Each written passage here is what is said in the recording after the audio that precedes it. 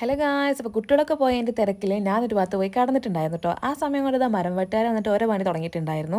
നമ്മുടെ വീടിൻ്റെ മുമ്പിലായിട്ടൊരു പ്ലാവ് എന്ത് കാരണം കൊണ്ടാണെന്നറിയില്ല അതിന് ഇലയൊക്കെ വാടി വീഴാൻ തുടങ്ങിയിട്ടുണ്ടായിരുന്നു കേട്ടോ. ഒരു നല്ലൊരു കാറ്റും മഴയും വന്നു കഴിഞ്ഞാൽ ആ മരം വീഴും എന്നുള്ളൊരു ലെവലിൽ എത്തിയിട്ടുണ്ടായിരുന്നു. അപ്പോൾ അത് പെട്ടെന്ന് തന്നെ മുറിച്ച് മാറ്റാണല്ലോ നമുക്ക് നല്ലത്. അപ്പോൾ അതിനായിട്ട് ആളുകളെ വിളിച്ചിട്ടുണ്ടായിരുന്നതാണ്.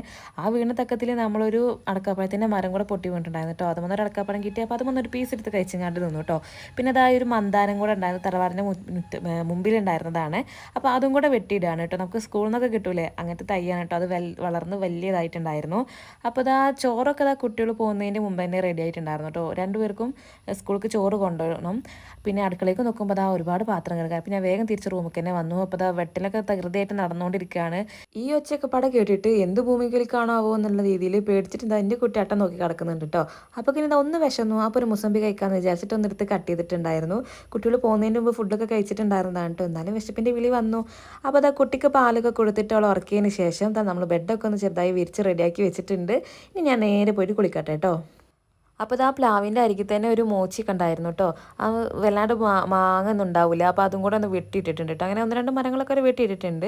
അപ്പോൾ കുളി കഴിഞ്ഞ് വന്നപ്പോൾ അതാ ഒരു ഗ്ലാസ് പാലും ഒരു പഴം പുഴുങ്ങിയതൊക്കെ അതാ നമുക്ക് റെഡിയാണ് കേട്ടോ. അപ്പോൾ അതൊക്കെ ഒന്ന് കഴിച്ചു. എന്നിട്ട് പോയിട്ട് ഞാനൊന്ന് കിടന്നു. കിടക്കുന്ന സമയത്ത് നമുക്ക് കുറച്ച് വീഡിയോസ് എഡിറ്റ് ചെയ്യാണ്ടായിരുന്നു കേട്ടോ. കുറച്ചല്ല, ഒരു വീഡിയോ ഇതിന് മുമ്പത്തെ വീഡിയോ ആയിട്ട് ഞാൻ ചാനലിൽ അപ്ലോഡ് ചെയ്തിട്ടുള്ളതാണ് കേട്ടോ. അപ്പോൾ അത് എഡിറ്റ് ചെയ്തു. പിന്നെ ഇതാ ഉച്ചയ്ക്ക് ചോറുണ്ടായിരുന്നു, പിന്നെ ഉണക്കൽ മീൻ പൊരിച്ചത് ഉണ്ടായിരുന്നു, പിന്നെ കൂടെ തന്നെ നല്ലൊരു കുമ്പളങ്ങക്കറി ഉണ്ടായിരുന്നു കേട്ടോ. അതെല്ലാം കൂട്ടിയിട്ട് ഞാൻ ചോറ് കഴിച്ചിട്ടുണ്ടായിരുന്നു. ആ ചോറ് വിളമ്പണേൻ്റെ വീഡിയോ ഞാൻ എടുത്തിട്ടുണ്ടായിരുന്നില്ല, അതാണ് കേട്ടോ രണ്ടാമത് വന്നിട്ട് എല്ലാം പൊക്കി കാണിച്ചു തരുന്നത്. അപ്പോൾ അങ്ങനെ ചോറൊക്കെ കഴിഞ്ഞിട്ട് ഞാൻ വീണ്ടും പോയി കടന്നു. പിന്നെ അതാ കുട്ടിയുടെ അലാറം കേട്ടിട്ടാണ് ഞാൻ നീച്ചിട്ടുണ്ടായിരുന്നത് കേട്ടോ.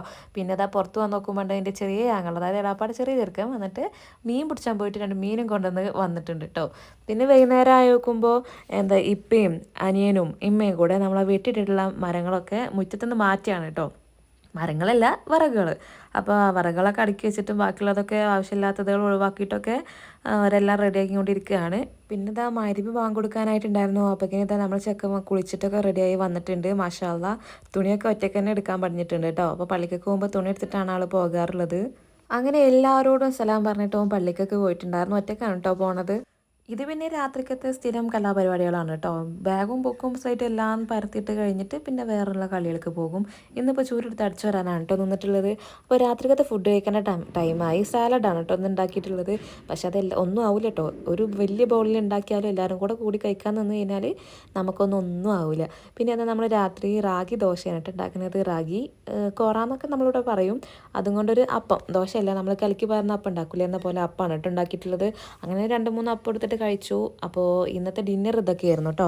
അപ്പോൾ വീഡിയോ ഇഷ്ടപ്പെട്ടാൽ തീർച്ചയായിട്ടും എല്ലാവരും ലൈക്ക് ചെയ്യണം, ഷെയർ ചെയ്യണം, സബ്സ്ക്രൈബ് ചെയ്യണം കേട്ടോ. കുട്ടിക്കൊക്കെ പാല് കൊടുത്ത് കുട്ടീനെ ഉറക്കിയതിന് ശേഷം അവസാനം കഴിച്ചത് ഞാനാണ് കേട്ടോ. അതുകൊണ്ട് എൻ്റെ വാതിലടച്ച് കുറ്റിട്ട് പോരേണ്ട ഉത്തരവാദിത്തം ഇന്ന് എനിക്കാണ് ഗൈസ്. അല്ലെങ്കിൽ ഞാൻ നേരത്തെ കാലത്തെ ചോറ് എന്നിട്ട് കൈ കഴുകി പോയി കിടക്കാറുള്ളതാണ്. അപ്പോൾ ഇന്നത്തേക്ക് വീഡിയോ ഇത്രയേ ഉള്ളൂ. അപ്പോൾ മറ്റൊരു വീഡിയോ ആയിട്ട് കാണാം.